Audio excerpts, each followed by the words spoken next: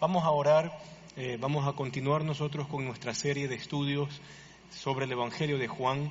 Así que pongámonos en manos del Señor, que el Señor nos ayude a leer, que es lo que hacemos aquí cada domingo, leer su palabra. Oremos. Cierre sus ojos ahí donde está. Te damos gracias, Señor, por esta mañana en que tú nos permites a nosotros reunirnos en torno a tu mensaje, en torno a tu palabra, en torno, Señor, a la esperanza que has puesto en nosotros. Y te pedimos, Señor, que nos des discernimiento, que nos des sabiduría, que nos des tú, Señor, la capacidad de leer y entender, y también de vivir lo que en tu palabra está escrito. Te damos gracias por estar con nosotros en esta mañana, en el nombre de Jesús. Amén, amén. Nosotros nos quedamos en la semana anterior en el capítulo 13, en el verso 17, así que hoy arrancamos desde el verso 18 y el Señor nos ayuda, Dios mediante, a avanzar al 14, verso 14. Así que preparémonos entonces para esta mañana. Miren, el capítulo 13, la semana pasada vimos que nos centra a nosotros en un escenario. Y este es el escenario de la última cena. Última cena que ocurre en un aposento, en una casa. En sí el aposento es una habitación o una parte de la casa, quizás la más amplia, y donde esta cena va a tener un sinnúmero de connotaciones. Por si acaso, este tema de reunirse en el aposento o en una casa para partir el pan y beber de la copa fue paradigma, fue modelo que siguió la Iglesia durante 3 siglos hasta antes de que el Estado romano la absorbiera. Durante 3 siglos la Iglesia entendió que Cristo había dado una estrategia muy específica de cómo hacer las cosas. Y quizás el mejor versículo, la mejor parte donde uno puede contemplar esto es en el libro de los Hechos. Ahora, si usted tiene algún tipo de formación, ya sea bíblica, de escuela dominical o de alguna otra parte, lo más probable es que a usted le hayan dicho de que el libro de los Hechos es un libro histórico. Y probablemente usted lo ha leído como libro histórico. Pero la verdad es que Hechos no es tan histórico. Hechos es más bien un libro, junto con Lucas, que tienen un solo autor, que es el señor Teófilo, a quien se le llama el excelentísimo Teófilo, y Teófilo con el tiempo se llega a convertir en obispo de una de las redes más grandes de iglesia del primer siglo, del primero hacia el segundo siglo. Entonces es un libro, Lucas y Hechos, es un libro en 2 volúmenes, o es un gran trabajo en 2 volúmenes, con una intención: formar a una persona con el fin de que esa persona aprenda a hacer iglesia. Entonces, Hechos es más allá de un libro histórico. Hechos es un libro que enseña cómo se hace iglesia. Y una de las partes más llamativas en sí de todo el libro es lo que relata el capítulo 2 de ese mismo libro. No vaya ya, aquí lo vamos a parafrasear. Pero cuando se refiere a cómo arranca la iglesia, dice lo siguiente: y partían el pan semana a semana en las casas, compartían todos sus bienes, perseveraban en la doctrina de los apóstoles y en la oración, y a nadie le hacía falta nada, porque vendían todos sus bienes, y lo que era necesario, se entiende, para que ninguno tenga necesidad. Este modelo de trabajar en las casas a la iglesia le permitió estar unida y salir adelante 3 siglos. 3 siglos. ¿De dónde comenzó esa estrategia? En la cena del Señor. Porque el Señor no pidió prestada una sinagoga para hacer esto. No, tampoco le dijo a los discípulos: tenemos que conseguirnos algún auditorio para hacer esto. El Señor simplemente usó el aposento de una casa, y eso ya para nosotros es paradigmático.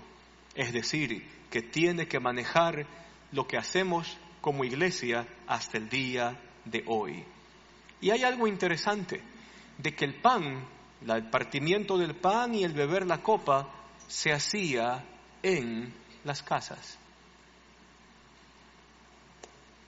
Fue a partir a finales del siglo III en que se les ocurrió dividir las dos instancias.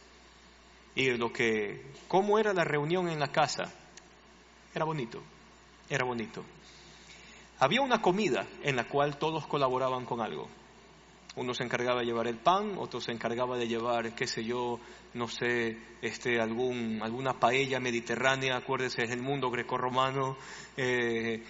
Otro quizás se encargaba de llevar la fruta para luego pasar la sal, alguna cosa así. Y todos comían sentados alrededor de una mesa. Las mesas no son como las pinta Leonardo da Vinci, o quizás usted vio la película del Código da Vinci, donde hay una gran mesa y Jesús está en medio y los discípulos como fichas de dominó cerca de él.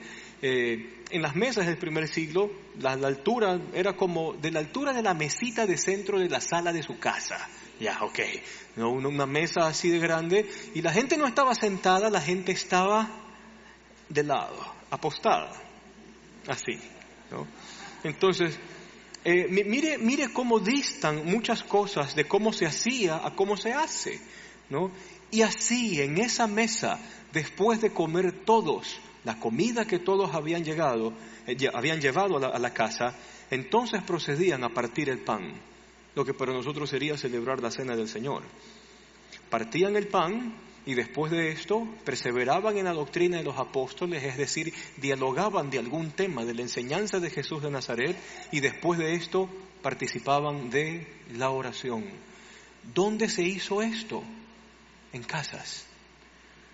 ¿Por qué? Y vamos a ir a lo largo de Juan a entender ciertos elementos de por qué Jesús escogía la estrategia de trabajar en casas preferible a cualquier otra cosa que impliquen, otras herramientas u otros acercamientos. Entonces dice el verso 18, que ahí nos quedamos, ¿verdad? No me refiero a todos ustedes, ahí Jesús comienza a hablar de Judas. No me refiero a todos ustedes, yo sé a quienes he escogido, pero esto es para que se cumpla la Escritura. El que comparte el pan conmigo me ha puesto la zancadilla. Ahora, por si acaso, y es interesante porque en este momento Jesús está con todos sus discípulos, no como pinta el Código da Vinci, sino como era la comida en el primer siglo, ¿ok? Entonces Jesús está recostado para un lado, para otro lado está recostado Juan, al lado de Jesús hay otro discípulo, y así todos compartiendo en la mesa. ¿Por qué se hacía eso? Porque nosotros compartimos algo con la sociedad del Medio Oriente. Parece que esto fuese universal. La comida. ¿Usted a quién invita a comer? Entonces usted invita a comer a alguien que lo quiere cercano a usted, o le quiere demostrar que esa persona es cercana a usted y usted quiere tener comunión. Entonces usted le dice, ¿sabes qué, ñañito? Este sábado te invito a comer a mi casa. Me voy a comprar encebollado para disfrutar. Y si no es a la hora del almuerzo, pero por lo menos para la cena o la merienda, entonces usted se pone, oigan, pongámonos de acuerdo, hagamos una salida y vámonos a comer. Eso en toda cultura siempre ha sido entendido como un momento para tener comunión.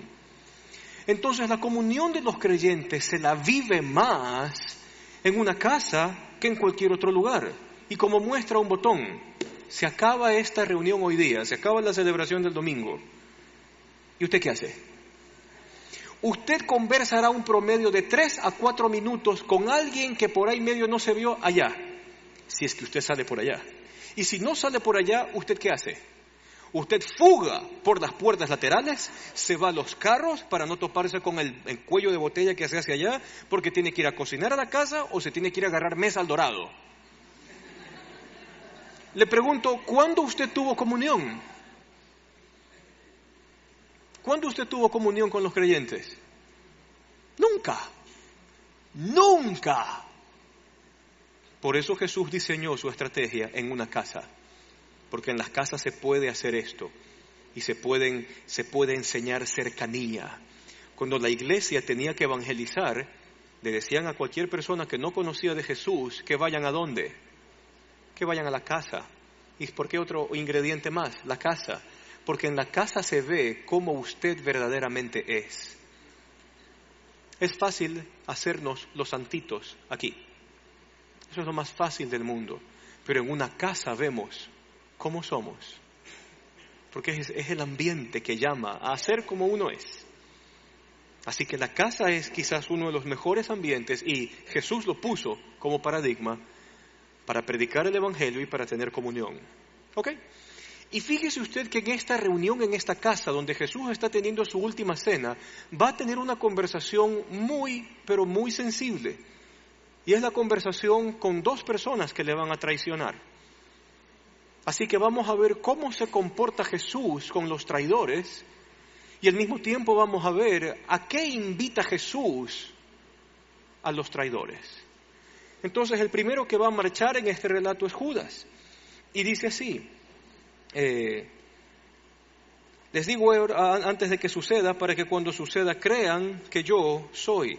Así que Jesús aquí está anticipando una traición. Utiliza un texto, ese texto que está allí va hasta el Salmo 41 en primera instancia. En una instancia anterior, antes del Salmo, va a Génesis 3.15. Génesis 3.15 hablaba de que un hijo de mujer aplastaría la cabeza de la serpiente, aunque la descendencia del maligno o la serpiente le heriría en el calcañar. Así que Jesús está viendo esta traición como el cumplimiento de lo que el Génesis dijo y como el cumplimiento también de lo que el Salmo 41 había dicho, de que un amigo le habría de poner la zancadilla para que caiga. Así que hay un cumplimiento interesante, por lo menos en esta escena. Luego dice el 20, y esto tiene que ver con la misión: ciertamente les aseguro que el que recibe al que yo envío, me recibe a mí, y el que me recibe a mí, recibe al que me envió.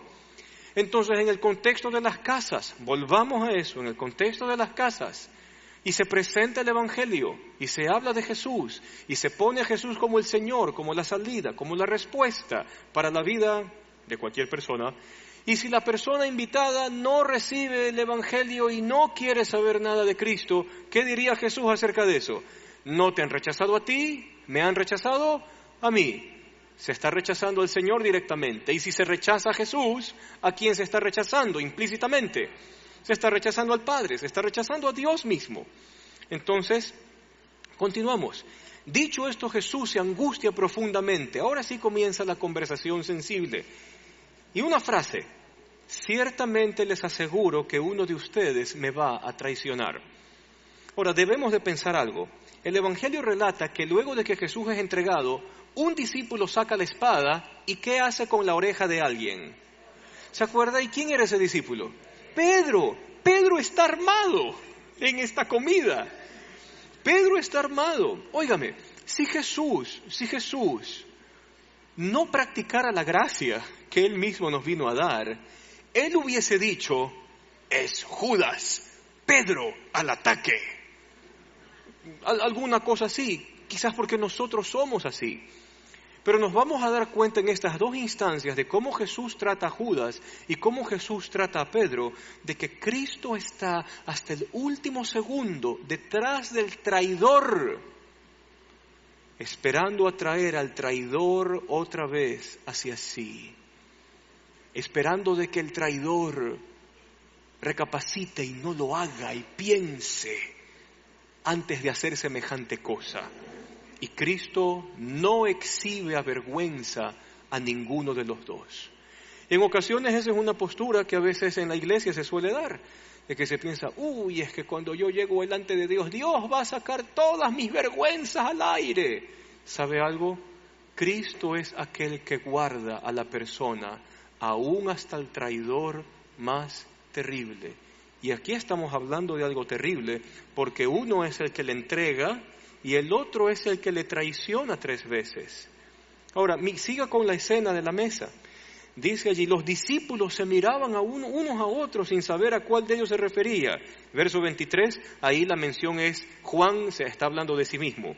Uno de ellos, el discípulo a quien Jesús amaba, que estaba a su lado, Simón Pedro le hizo señas a ese discípulo y le dijo: pregúntale a quién se refiere. Imagínense la mesa, Jesús está, Juan está de un lado, Jesús está en este lado de la mesa y Pedro está en el otro lado. Y entonces Pedro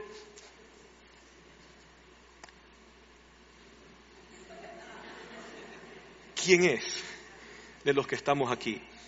Y entonces se entiende que hay una conversación muy cercana entre ambos y luego dice, Señor, acuérdese, está recostado, nadie escucha nada. Señor, ¿quién es? Y así mismo Jesús le responde, aquel a quien yo le dé este pedazo de pan, ese es. Se entiende por el texto de que Judas probablemente haya estado sentado al otro lado del Cristo.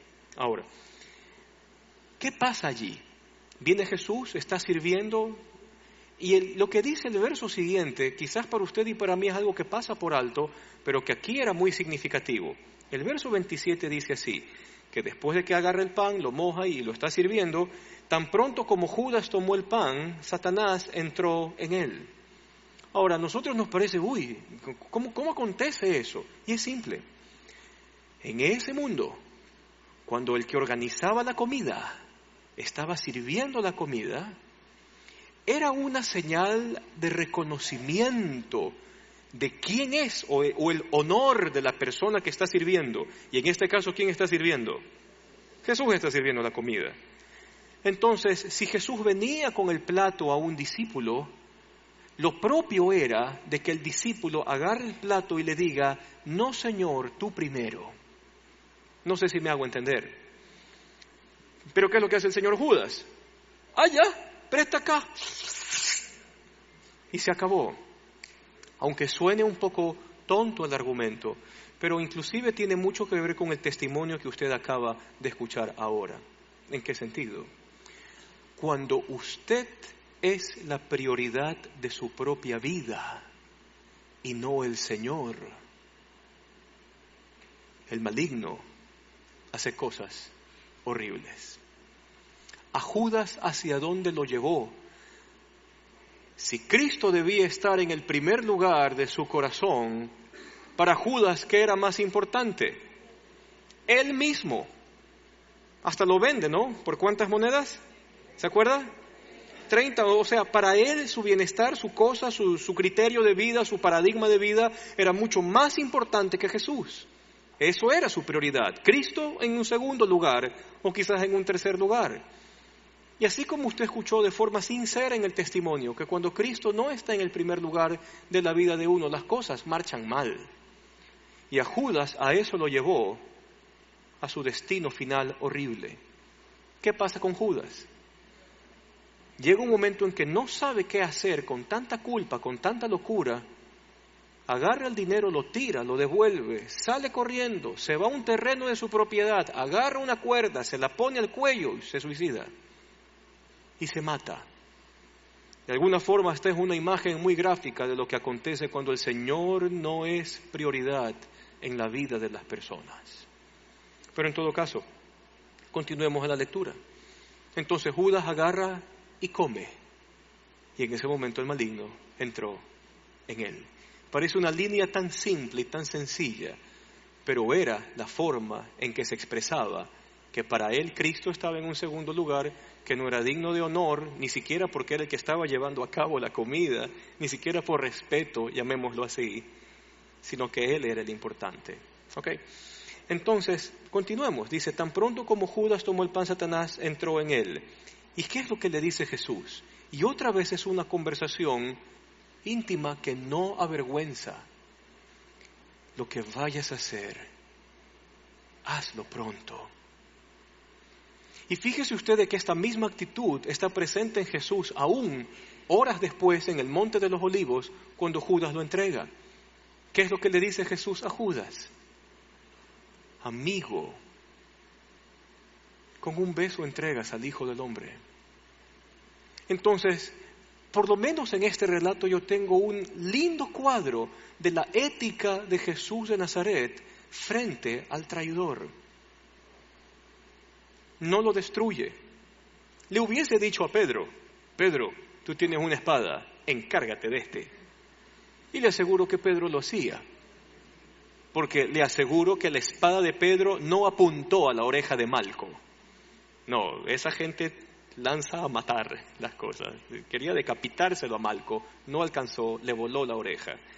¿ya? Aparte que había un celote que era otro como terrorista, así que habrían hecho una fiesta de sangre esa última cena, pero Jesús lo impide, porque trata con delicadeza, trata con una ética incalculable aún al que le ha traicionado. Y por lo menos, con Judas fue así. Verso 28, y aquí es donde está la clave, donde entendemos de que estas eran conversaciones en pequeñito, en chiquito, que nadie se entere, porque dice el 28, ninguno de los que estaban en la mesa entendió por qué Jesús le dijo eso. Y como Judas era el encargado del dinero, ahí Juan pone quizás su propia perspectiva y la de otros, algunos pensaron que Jesús le estaba diciendo que comprara lo necesario para la fiesta o que le diera algo a los pobres. Pero en cuanto Judas tomó el pan, salió de allí y ya era de noche. Sigamos con la lectura. Cuando Judas hubo salido, dijo Jesús, en el verso 31, ahora es glorificado el Hijo del Hombre y Dios es glorificado en él. Está hablando de la cruz que está a horas de llevarse a cabo. Si Dios es glorificado en él, Dios glorificará al Hijo en sí mismo y lo hará muy pronto. Es decir, la cruz está a minutos. Mis queridos hijos, poco tiempo me queda para estar con ustedes. Me buscarán y lo que antes les dije a los judíos, ahora se los digo a ustedes. A donde yo voy, ustedes no pueden ir. Y mire ustedes que otra vez en la instancia de una comida en casa, Cristo comienza a enseñar la lección más profunda del Nuevo Testamento, que el Mesías tenga que morir, y morir de la forma en que muere. ¿Por qué esto es importante? Y quizás Juan lo resume con esta frase de boca de Jesús, donde yo voy, ustedes no pueden ir. ¿A dónde va Jesús en pocas horas? Va a la cruz, sabe que lo van a matar, sabe que lo van a entregar, sabe que lo van a azotar, saben que lo van a hacer añicos antes de llegar al Monte Calvario. Jesús ya sabe todo eso. Y enfrentar una muerte así y tener esta fortaleza de carácter, de verdad que es solo Cristo para tenerla. Pero hay algo interesante en medio de esto. ¿Por qué Jesús les dice, a donde yo voy, ustedes no pueden ir? Y es muy sencillo. Porque el único que puede ir a la cruz es Cristo y no usted. Usted debería ir a la cruz para ser destruido, muerto y aniquilado, no para salvarse. Pero Cristo es el único que puede ir a la cruz para morir y salvar. Y esa es la razón por la cual en otros textos del Nuevo Testamento se habla, aquel que no conoció pecado, por nosotros se hizo pecado, para que nosotros seamos hechos justicia de Dios en él. Entonces tenía que ir un inocente, uno sin pecado, a sufrir el castigo más horrible para nosotros darnos vida. Ahora, de a donde yo voy, ustedes no pueden ir. A medida que el Nuevo Testamento se sigue escribiendo y se sigue desarrollando, se entiende como que esto hace de Cristo el único en todo. Único mediador, único intercesor, único abogado, único que está a la diestra de Dios, único, no sé si me hago entender. Y yo sé de que quizás por nuestro trasfondo cultural o religioso hemos estado acostumbrados a un sinnúmero de mediadores para que nos acerquen a Dios. No solamente personas que hayan vivido en el pasado y probablemente hayan vivido una vida buena, pero lo peor es que también hay gente en el día de hoy donde ven a algún líder religioso o alguna cosa así como mediador. Y eso no va. Porque a donde el Cristo fue, ninguno pudo haber ido. Ni Pedro, ni Juan, ni Jacobo, ni Andrés, ni Natanael, ni Bartolomé. Nadie podía ir donde el Cristo iba.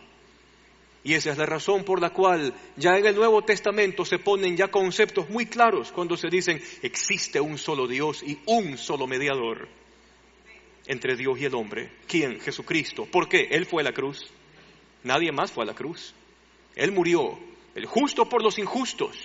Al que no conoció pecado, por nosotros lo hizo pecado. Otras versiones traducen, al que no pecó, Dios lo trató como un pecador, para que nosotros recibiésemos la justicia de Dios en beneficio nuestro. Entonces, ¿quién fue a la cruz? Cristo. No fue nadie más. Piensa en la mejor persona que haya existido, quizás exista para usted en la vida, y seguirá siendo el tema único. Solo uno fue a la cruz. A donde yo voy, ustedes no pueden ir. Y entonces continúa este diálogo. ¿Dónde se llevaba a cabo este diálogo? ¿En la sinagoga? ¿En el templo? ¿En dónde? En una casa. Ya, porque esa fue la estrategia que Dios usó y por lo cual la iglesia se mantuvo en pie 3 siglos. ¿Qué se hacía en las casas? Se comía. ¿Qué más? Se partía el pan. ¿Qué más? Se bebía de la copa. ¿Qué más? Se perseveraba en la doctrina de los apóstoles. ¿Y en qué más? ¿Y qué pasaba en las casas? Nadie tenía necesidad de nada, porque todos lo tenían en común y la gente vendía sus cosas para que nadie necesite. ¿Ok? Eso se vive en las casas. Muy bien, sigamos más adelante. Nos quedamos allí, están a horas de la crucifixión, están a minutos de la entrega. Verso 34, este mandamiento nuevo les doy, que se amen los unos a los otros, así como yo los he amado, también ustedes deben amarse los unos a los otros. Y de este modo sabrán, y se entiende la humanidad entera, y de este modo sabrán todos que ustedes son mis discípulos si se aman unos a otros. Y aquí acontece algo interesante. Si hablamos de forma paradigmática, entonces, Cristo está haciendo algo interesante. ¿Dónde se reúne? En una casa. ¿En la casa qué se celebra? ¿Cómo era el programa que se vivía en la casa?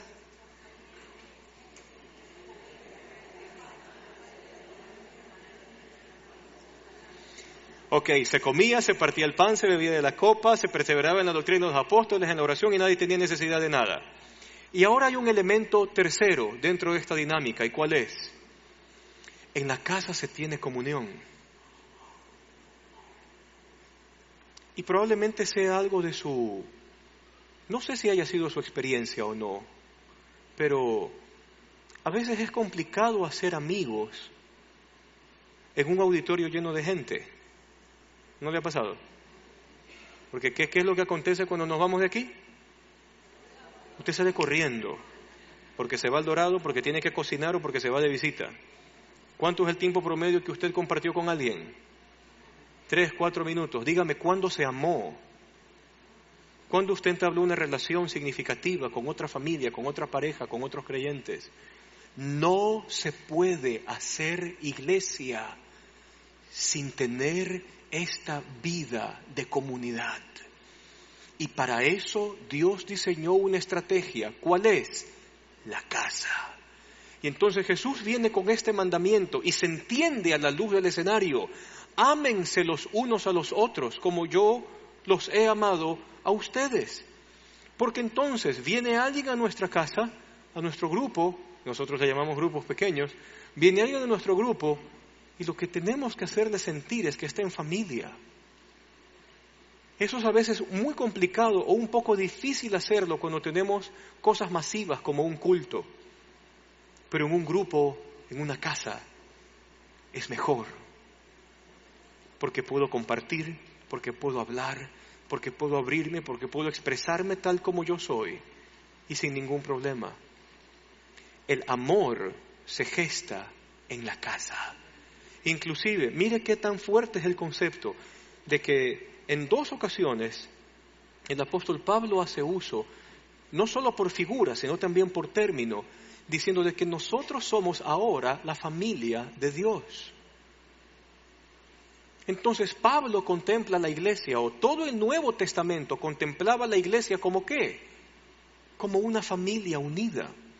Y entonces todo comienza a tener sentido. ¿Por qué se reúnen en casas?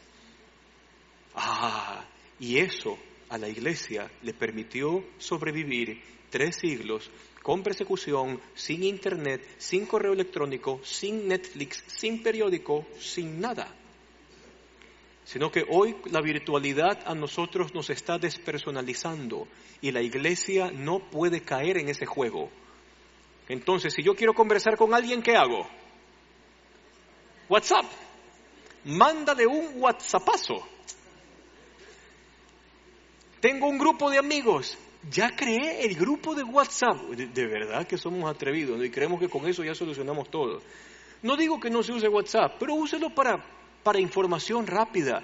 Pero WhatsApp no es comunión. Comunión es casa, familia, gente, en un lugar tan hermoso como el ambiente que da una casa, un hogar. Y en el hogar se come, se parte el pan, se bebe de la copa, se ora. ¿Qué otra hora? ¿Qué otra cosa era? Se persevera en la doctrina de los apóstoles. Se tiene comunión, se tienen en común todas las cosas. Entonces tenemos que volver al primer siglo, cómo ellos hicieron las cosas, y por lo cual la iglesia salió adelante. Pero bueno, entonces el amor entre creyentes cobra ahora una dinámica evangelística. Luego cuando Jesús ora, y eso usted lo verá más adelante en el capítulo 17, Jesús ora y dice: Señor, Padre, que todos sean uno para que el mundo crea que tú me enviaste. O sea que la evangelización está íntimamente ligada a cómo la gente nos ve interactuar a nosotros. No en si paro una tarima con 2 parlantes y un micrófono. La gente va a ver que Dios está entre nosotros por la manera en cómo somos usted y yo relacionándonos. ¿Y dónde se vive eso? En una casa. Es el mejor lugar y fue la estrategia desde el principio de Jesús de Nazaret. La perdimos, eso sí. Acuérdese, finales del siglo III, a alguien se le ocurre: separemos la cena del Señor de la comida en la casa. Y esa tradición la tenemos hasta el día de hoy. Qué cosa, ¿no? Ok, sigamos con nuestra lectura. Nos quedamos en el verso 34.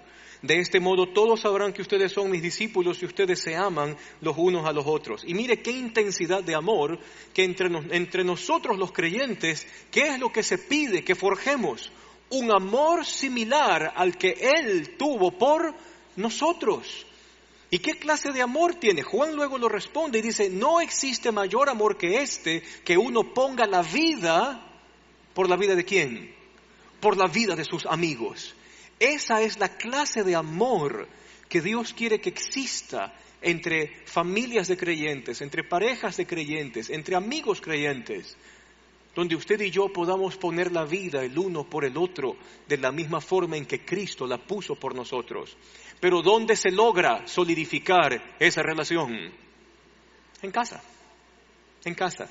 Ahora, mire que este tema es tan crucial a lo largo de este texto que luego, cuando nosotros terminemos de leer el 13, luego vamos allá al siguiente capítulo.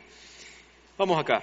Pregunta Pedro. Pedro siempre tiene alguna cosa que preguntar: Señor, ¿y a dónde vas? Dije Pedro otra vez, y Jesús: ay Pedro, otra vez. A donde yo voy, tú no puedes seguirme, pero tú me vas a seguir después de la cruz. Señor, insistió Pedro, ¿por qué no puedo seguirte ahora? Siempre tenía algo que decir, ¿no? Hasta mi vida la voy a poner por ti, ¿no? Mostrando su pecho velludo, propio de pescador. Por ti hasta la vida daré. Y Jesús, mire cómo lo trata con qué suavidad. Pedro, tú darás la vida por mí. De veras te aseguro que antes de que el gallo cante me habrás negado 3 veces. Y en las 2 instancias, con los 2 traidores, Jesús los trata con una delicadeza y una ética sin igual. Judas, lo que vayas a hacer, hazlo pronto. Pedro, me vas a negar. No va a amanecer y me habrás negado hasta la saciedad. Y el Evangelio no tiene reparo alguno de poner las 2 escenas tristes La primera escena triste, Judas, y nos sirvió como modelo de qué acontece cuando Dios no está en el primer lugar del corazón. El final es horrible. Y Pedro llora amargamente, sale despavorido, que luego Jesús tiene que trabajar y tratar con él de forma personal para reconstruir su corazón que estaba desbaratado. Pero en todo caso vemos cómo Jesús trata al traidor, y de eso se trata la Santa Cena. Porque ya sea aquí o ya sea en una casa, donde quiera que se parte el pan y se beba de la copa, el punto crucial es este: nosotros somos traidores. Cuando hacemos en nuestra vida lo que nos da nuestra regalada gana, nosotros somos traidores. Cuando queremos tomar las riendas de nuestras propias decisiones y nos va mal, yo soy el traidor. Yo soy el que merezco que Jesús le diga a Pedro: saca la espada y vuélale la cabeza. Pero cuando Jesús tiene el asunto de la cena, es un asunto tan profundo, donde Cristo abre los brazos para llamar al traidor otra vez hacia Él. La cena del Señor entonces es un asunto de reconciliación, y no tanto de mostrar qué tan santo yo soy para tomar del pan y beber de la copa. La cena del Señor se convierte en el llamado de Dios para los traidores, donde los traidores son llamados a volverse a Él, a arrepentirse y volver a tener comunión con ellos, con los traidores.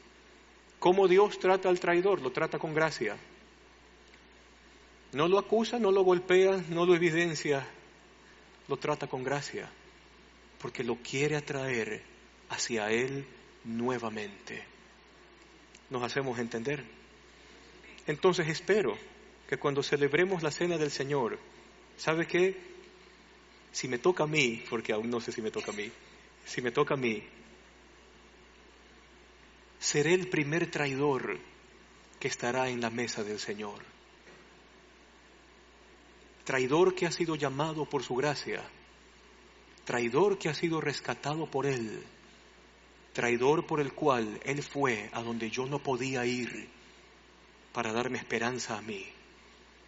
Yo soy el primer traidor invitado a la mesa. Y así también cuando luego nosotros nos acerquemos a la mesa del Señor, piénselo así. Y hagamos la pregunta quizás sincera que hicieron los discípulos: Señor, ¿soy yo? ¿Soy yo acaso? Y dejemos que Jesús con toda la delicadeza nos diga: sí, hay cosas que en tu vida con las que has hecho que me has traicionado, pero bienvenido a mi mesa, yo te recibo, ten comunión conmigo, volvamos a comenzar otra vez. Entonces la cena del Señor cobra otro matiz, es un asunto más de comunión que de andar pensando de si yo soy más santo que el otro o no. Es un asunto más de invitación a la mesa del Señor. Ahora sí vamos al capítulo 14, verso 1. No se angustien, confíen en Dios, confíen también en mí. Y continúa este tema de la casa, del hogar, de la familia. En el hogar de mi Padre, y eso es la manera en cómo traduce NBI, y creo que agarra el sentido del texto. En el hogar de mi Padre, en la casa de mi Padre, lee Reina Valera, da igual. En el hogar de mi Padre hay muchas viviendas. Si no fuera así, si no hubiese un lugar, una casa para ti, yo ya te lo hubiera dicho, dice Jesús. Ahora, ¿por qué la casa es un tema que permea todo el Nuevo Testamento? Porque en términos generales, la casa es el lugar a donde pertenezco, es el lugar donde estoy seguro. Cuando usted sale del trabajo, ¿a dónde se va? Usted se va a su casa. Ok, pasa por el supermercado, es una cosa, pero ¿dónde termina? Termina en casa. Usted le enseña a sus hijos: mijito, usted no se va a dormir a la casa de ningún compañero, porque usted tiene casa a donde pertenece. Entonces el tema de la casa tiene que ver con pertenencia, con seguridad, con refugio, con acogida, con sustento. O cuando usted se va de viaje y tiene algún tiempo afuera, ¿lejos de dónde? Lejos de su casa, ¿a dónde añora volver? Entonces, qué locura que cuando Jesús habla de Dios y de la presencia de Dios, ¿cómo se refiere a ese lugar? La casa de mi Padre. Cuando Jesús establece la Santa Cena, ¿dónde la celebra? En una casa, por los mismos elementos. La iglesia se reunió 3 siglos, ¿en dónde? En una casa, por los mismos ingredientes. Porque eso genera un sentido de pertenencia, un sentido de seguridad, un sentido de protección, un sentido de acogida, de refugio. Es el lugar donde yo moro y donde yo habito. Y describe Jesús a la presencia de Dios: en la casa de mi Padre hay muchas moradas. Voy pues a preparar lugar para ustedes. Si no fuera así, yo ya les habría dicho, pero yo quiero que ustedes estén donde yo estoy. Y en eso termina este diálogo de aquí. Para que donde yo esté, ustedes también estén. Ahora, por si acaso, si alguna vez usted ha escuchado, porque de verdad que de todo da la mata, hasta cosas tontas da la mata, ¿no? A veces hay gente que supuestamente se ha ido al cielo, se ha ido al infierno, resucitado. ¿Sabe qué? A la luz de la Escritura, el único que descendió y ascendió es el Cristo. Pare de contar, ¿ya? Pero hay gente que dice de que Dios lo llevó al cielo y que en el cielo vio la mansión que tenía un misionero sacrificado del siglo XVII, y que tiene una mansión grande con diamantes, perlas preciosas y oro, y que luego Dios, supuestamente Dios, lo llevó a sí mismo por las ciudades del cielo y vio otra mansión mucho más grande, que fue el evangelista que llevó a 10.000, 500.000 personas a los pies de Cristo, y que iba caminando por el cielo y vio otra supermansión inmensa hacia asado y cocinado. Y que después Dios lo lleva a ver dónde le tocaba vivir a él, y que supuestamente esta persona tenía una covachita, 4 palitos y un techito allí en medio de las mansiones celestiales. Es gracia. Hablar de la casa de Dios y de las viviendas o de la casa para nosotros es hablar de que Él nos quiere tener junto a Él. No de que usted construye su casa desde aquí en la tierra. Eso no es enseñanza bíblica. Porque ¿cuál es el combo? Por gracia sois salvos, por medio de la fe. Esto no es de ustedes, es un regalo de Dios. No es por obra, para que nadie se gloríe. Primera cosa. Y segunda cosa, Jesús dejó establecido este principio desde sus parábolas. ¿Se acuerda de la parábola del señor de la viña que llama a los trabajadores a las 5 de la mañana? Y entonces están los trabajadores afuera. ¿Cuántos quieren trabajar? Yo, Señor. ¿Cuánto paga, Señor? 1 denario. Bien, vamos a trabajar. Luego vuelve a salir el Señor al mediodía. A ver, necesito más trabajadores. ¿Cuántos quieren trabajar? Yo, Señor. ¿Cuánto paga, Señor? 1 denario. Vamos, vengan a trabajar. Y luego el Señor sale a las 4:30 de la tarde. A media hora en que se acabe el horario de trabajo. ¿Cuántos quieren trabajar? Y ya los pocos vagos que están por allí o desesperanzados. Nosotros, Señor, ¿cuánto paga? 1 denario. Vengan a trabajar. Termina el día en media hora y en los de la mañana se quedan. Si a los que trabajaron media hora les dio 1 denario, capaz que a nosotros nos toca.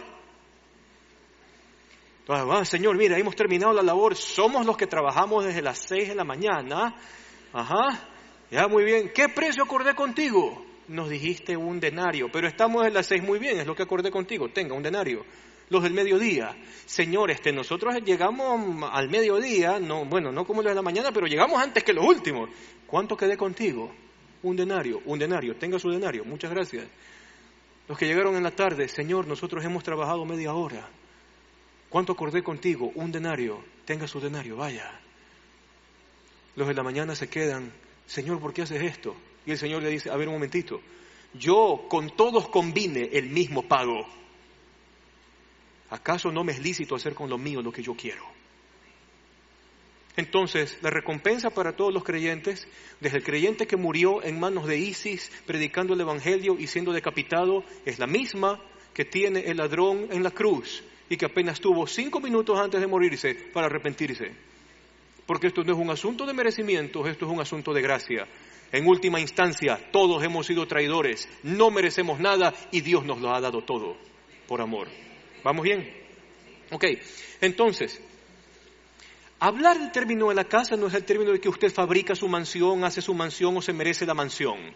Eso no entra en este diálogo. Aquí el punto es pertenencia, cercanía, hogar, para que donde yo estoy, ustedes también estén, dice allí. Ahora, continúa y sale Tomás, este amigo es lindo, y dice, Señor, no sabemos a dónde vas. ¿Cómo podemos conocer el camino? ¿Y qué le responde Jesús a Tomás? Yo soy él, yo soy la, y yo soy la. Y es súper interesante, porque tanto en la cultura latina como en la judía, hablar del camino tiene que ver con la forma en cómo se vive. Hasta existe un verbo que a veces hacemos chistes nosotros en la oficina, que es el verbo peripateo. No es que con esta pierna te pateo, pero peripateo es el término griego que se usa para caminar, para andar. Y cuando se lo usa de forma simbólica, tiene que ver con el andar de la vida, de cómo vivimos la vida. Y eso es algo crucial para nosotros. Usted no sabe vivir, ni yo tampoco. Porque si usted y yo supiésemos vivir, todas nuestras elecciones serían perfectas, sin ningún problema y con resultados aprobados. Pero su experiencia y mi experiencia de vida, ¿qué nos enseñan? Que usted no sabe tomar las mejores decisiones. Usted no sabe caminar por el camino de la vida.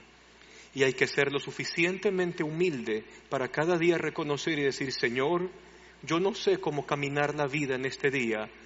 Tú eres el camino. Llévame por donde tú quieres que yo ande el día de hoy. Eso es humildad. Porque por lo general a nosotros no nos gusta ni aprender, ni que nos digan que las cosas funcionan mal. Por nuestra propia decisión. Él es el camino. Él es quien nos traza la senda por cómo se vive. Él es el que nos enseña a vivir.